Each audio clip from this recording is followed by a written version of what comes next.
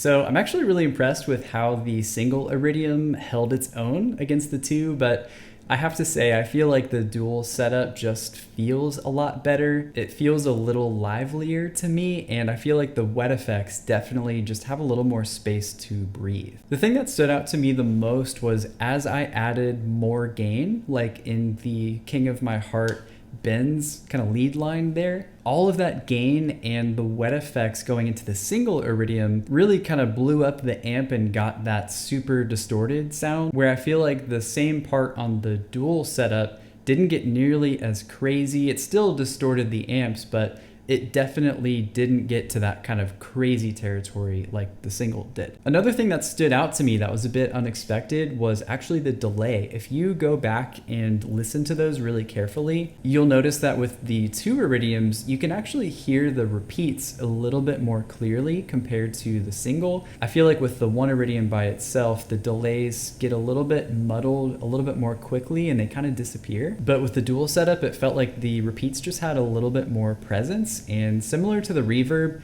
I think the width just kind of helps things breathe a little bit more and not feel so on top of each other. Again though, the single Iridium by itself really is great. It's a little more direct, a little bit more straightforward, and it still totally gets the job done. And I actually walk through a way wider variety of tones with the single Iridium in this video right here, where I walk through my whole pedal board and how I obtain some of these sounds just with the one Iridium setup by itself. So you'll definitely want to check that out. Go ahead and click here and I will see you over there.